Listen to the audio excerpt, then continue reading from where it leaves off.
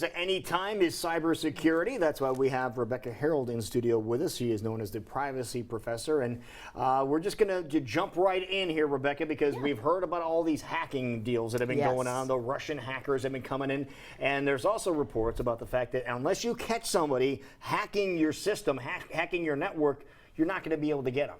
Yeah. And it's just a matter of when they're active, then you can nab them. Is that true or false? That is false. And actually, it can be further from the truth because when they are hacking, oftentimes it looks like normal behavior, normal activity. So often you don't catch them until after bad things have occurred. Now, what do they consider hacking? Is it actually manipulating what you're doing, or is it just looking around, or what do they consider hacking? Basically, hacking is unauthorized access into files and other types of information that you shouldn't be able to get into. So what they are doing is they're defeating different vulnerabilities within a network to be able to get in, and then they can get to files and take those files and do things with them. Or with their hacking, they can do such things as bring down certain sites or applications. In fact, with regard to Russia, they've been doing this cyber hacking for quite a while. I mean, in 2007, they actually had cyber attacks against Estonia.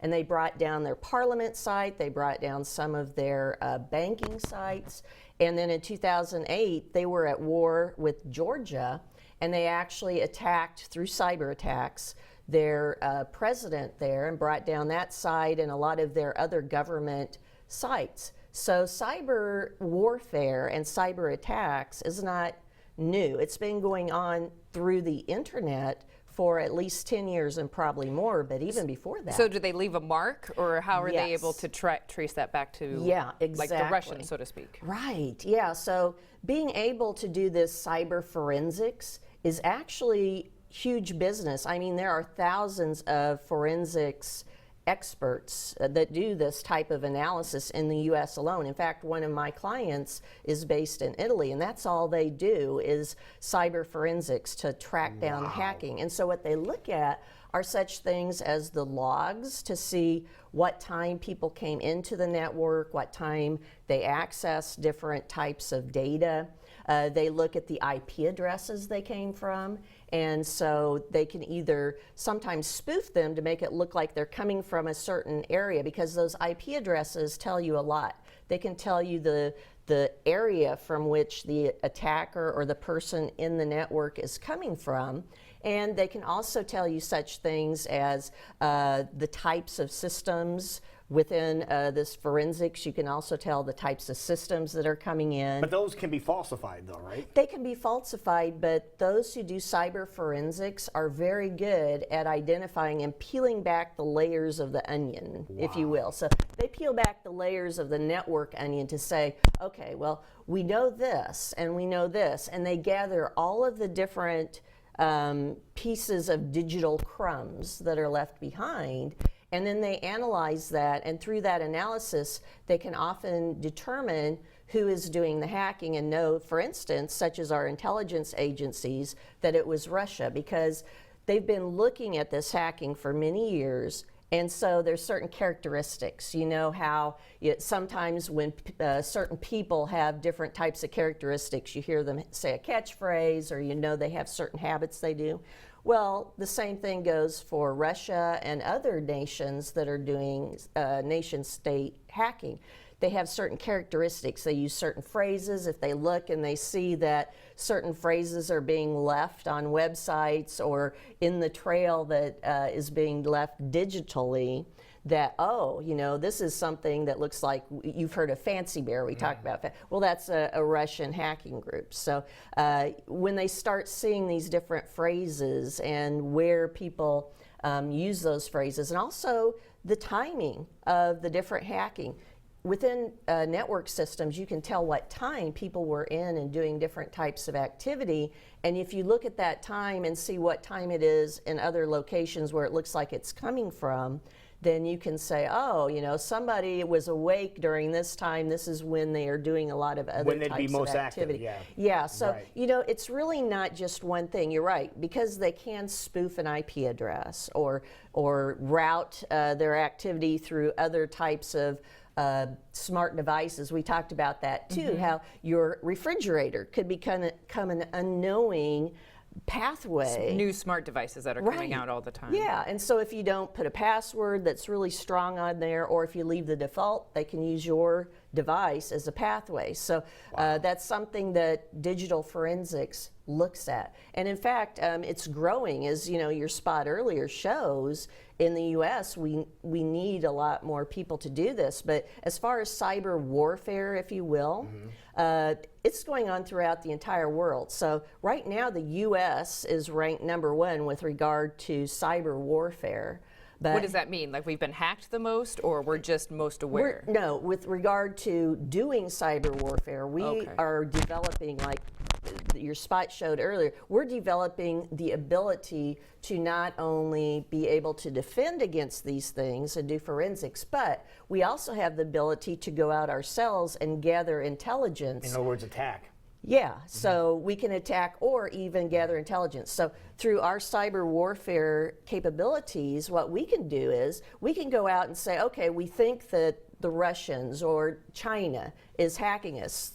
So we have the capability to go out and check other things to see if this activity on our systems looks like it matches up with activity that we're going out and inspecting, and to support that theory.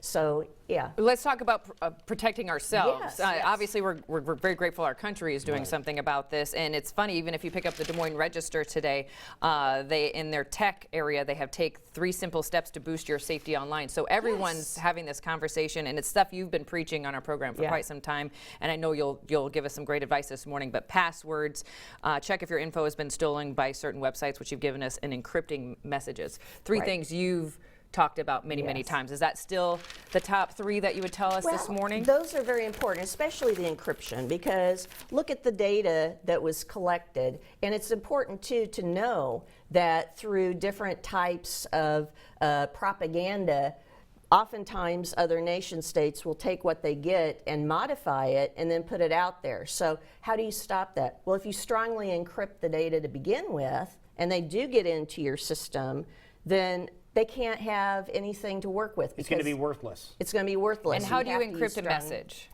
There's different types of encryption packages. A lot of them now come with the operating systems when you buy them, or on your smartphones even.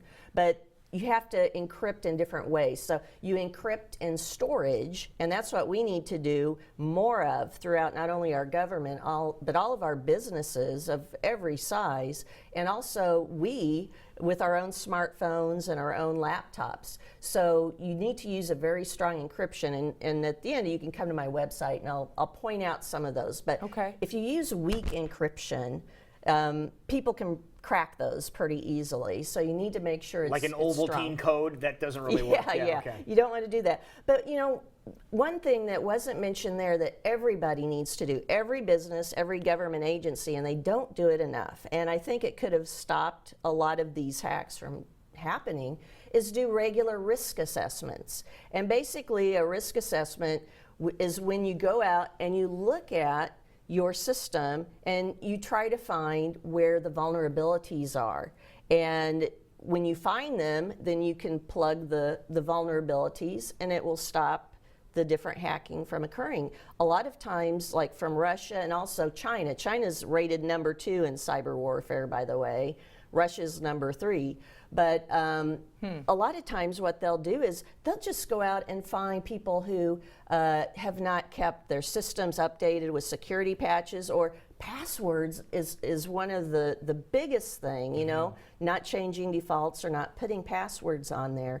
But also with the risk assessments, you can also find out what types of habits humans have that are causing problems. So that's another thing, training and awareness, staying up on what the current threats are, and being aware that you don't get social engineered, because you need that training so you know how to spot a phishing message when it comes in. In fact, researchers believe that 50 to 60% of our successful hacks originate through successful social engineering. So somebody's out, they click on a link and they go there, and then you have malware loaded on your So computer. one thing leads to another. So Yes. again, you need to be careful, and You do. I'm sure you have these tips available, right? Yes, definitely. So if anybody needs to find out more, they can go out. There's my new website. So, All right. And I'm going to be announcing a big announcement about that website tomorrow. So, you know, this business is specifically for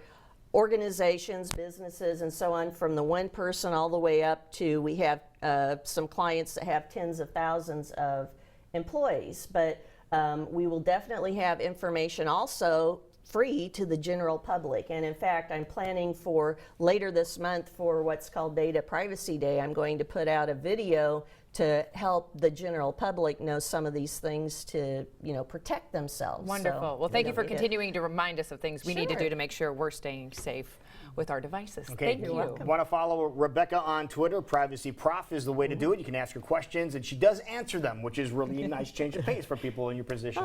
So thank you so much for doing that. And she's the smartest person we know when it comes to cyber.